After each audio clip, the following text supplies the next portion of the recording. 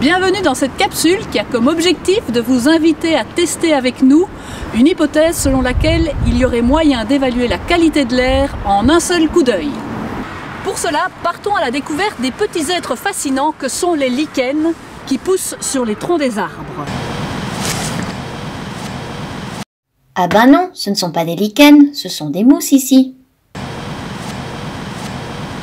Vous devez trouver une station avec minimum 3 gros arbres espacés de 1,50 m, 2 m, un peu comme ici. La première information à compléter sur notre fiche terrain, c'est quel est l'arbre sur lequel nous allons observer les lichens. Alors, qu'avons-nous ici? Des bourgeons effilés, des vieilles feuilles mortes dentées. Si vous n'en avez pas accroché à l'arbre, vous pouvez chercher au sol. Et le dernier indice, l'écorce. Elle est lisse ici, donc nous avons affaire à un charme. Autre information, la circonférence de l'arbre. Alors, pour cela, la petite ficelle que vous recevrez dans votre kit vous sera utile. On sort le mètre. Je suis à plus ou moins 1,15 m. Tout va bien puisque le minimum c'est 60 cm. Maintenant, il s'agit de définir la zone d'observation. Elle doit être plus ou moins à hauteur d'yeux, entre 1 m et 2 m. On va faire le tour de l'arbre pour vérifier qu'il n'y ait pas une zone où la diversité est plus élevée. Et non, ici la biodiversité est faible, tout le contraire de ce que l'on recherche.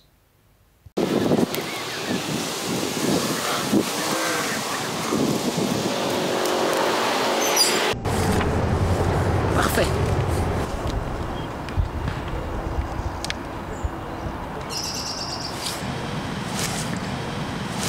Maintenant, il s'agit de savoir quelles sont les associations de lichens que j'ai ici.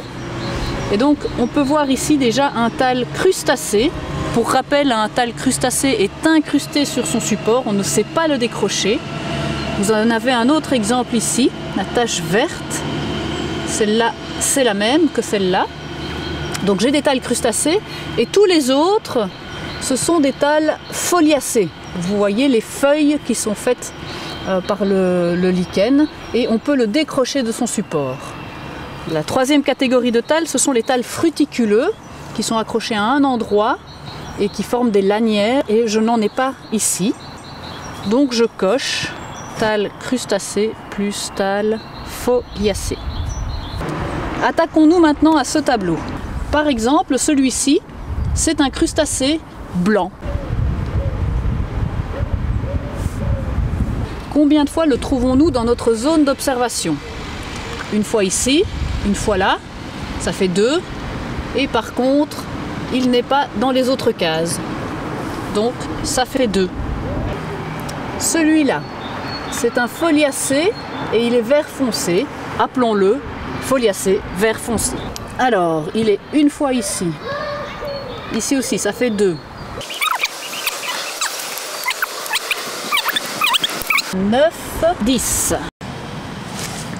Alors ici, on a un foliacé jaune-vert.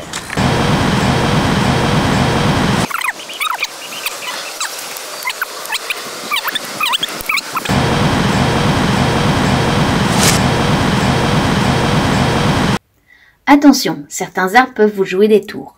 Celui-ci ne convient évidemment pas puisqu'il perd son écorce.